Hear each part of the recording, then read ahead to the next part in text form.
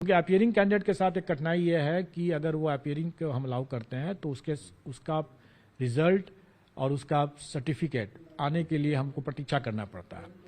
और अगर हम उसकी प्रतीक्षा करते हैं, जैसा इस बार हम लोगों ने देखा कि सीटेट के बड़ी संख्या में लोग फेल कर गए, स्वाभाविक है कि ऐसे अभ्यर्थी लोगों ने अपना सर्टिफिकेट जमा नहीं किया। अब उन्होंने जब सर्टिफिकेट ही जमा नहीं किया तो हम कब तक प्रतीक्षा करें उनके लिए?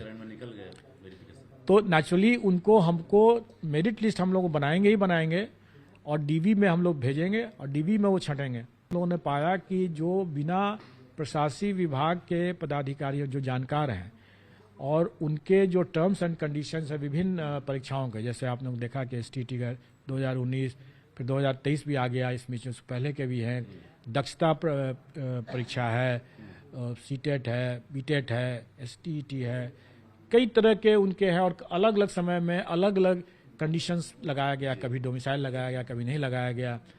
तो वैसी स्थिति में इसकी तो सभी चीज़ की जानकारी शिक्षा विभाग को ही है।